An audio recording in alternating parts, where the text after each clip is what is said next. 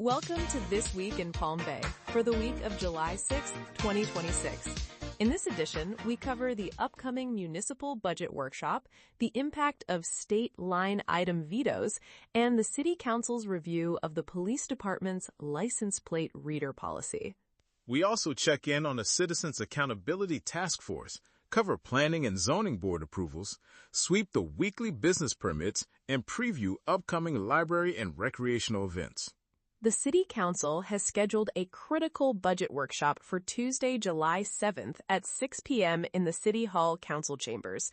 Faced with an administrative mandate to identify approximately $15 million in potential cuts, city officials are navigating a challenging fiscal drill.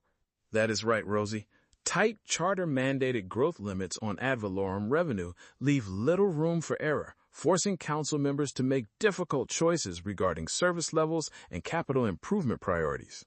The city's financial planning has been further strained by Governor Ron DeSantis' late June line item vetoes, which eliminated $3.88 million in state matching funds across 5 local projects.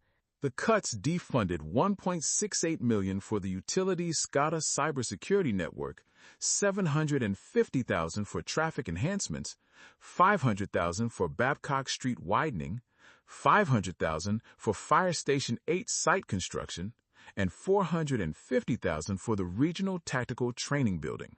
During council reports at the July 2nd meeting, Councilman Kenny Johnson initiated a review of the police department's automatic license plate reader policy, thanking staff for providing the most recent ALPR policy.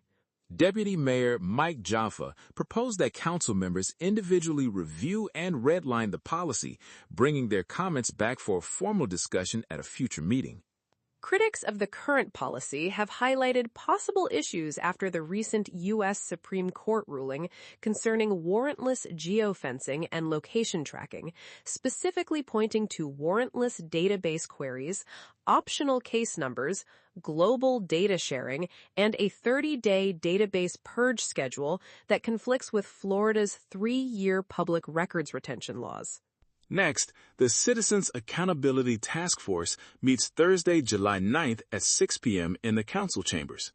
The advisory board will continue its oversight of the municipal budget and its ongoing review of the city's $435 million investment portfolio. In development news, the Planning and Zoning Board voted unanimously on 2 major development items at its July 1st meeting.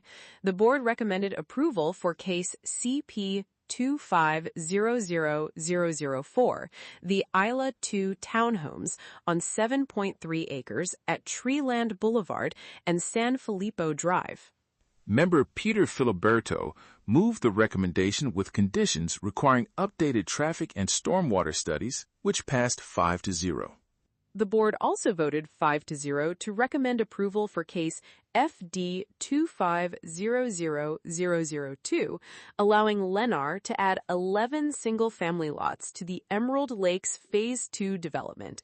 Finally, the board reached consensus to amend its bylaws to require annual chair and vice chair elections every January.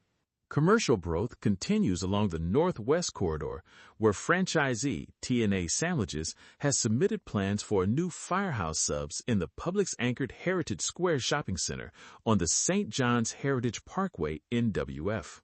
The weekly IMS permit sweep also revealed pre-applications for the Purveyor Space Coast site and Las Palmas Assisted Living on Annalee Circle, a new Firestone Complete Auto Care site review, and a commercial business tax receipt for First Storage Palm Bay. Turning to emergency response, public safety crews responded quickly to contain a brush fire in the wooded areas adjacent to Heritage High School. The fire was ignited by a dry lightning strike during a severe afternoon summer thunderstorm. Palm Bay fire rescue crews established containment lines and monitored hotspots along the St. John's Heritage Parkway NW corridor to protect school facilities and nearby residential neighborhoods. No structures were damaged and no injuries were reported. The Palm Malabar Boulevard Library branch has announced its July community events. The Sit and Knit program meets select Mondays at 2 p.m., welcoming beginners. Additionally, community support advocate services will be available on Tuesdays, July 14th and 28th from 9 a.m. to noon. Dr. Lisa Montgomery will assist residents with housing applications, SNAP benefits, and Social Security navigation. The library will also host the Mystery Book Club on Wednesday, July 22nd at 1 p.m., followed by a timed jigsaw puzzle competition from 4:30 to 7:30 p.m. Summer recreational activities are also expanding in Palm Bay. On Saturday, July 11th, the Palm Bay Aquatic Center will host a free movie at the pool night featuring a screening of the classic film Jaws from 7 p.m. to 10:30 p.m. A community-wide pickleball mixer for all skill levels will follow on Monday, July 13th from 6:30 to 8:30 p.m. Both events are free and open to the public. Commuters should anticipate temporary daytime road and lane closures from July 6th through July 10th. FPL contractor Pike Construction will perform utility construction requiring daily closures between 9 a.m. and 3:30 p.m. The affected areas include sections of Nighthawk, Higgs, Sealy, Kimberly, and Bassinger Avenues, with flagging devices and detours under Index 102603. That concludes this week's roundup. Read the full stories, access public records, and track local legislation on the Palm Bayer website. Subscribe to the Palm Bayer to receive these updates directly. Thank you for listening, and stay involved. This is the Palm Bayer.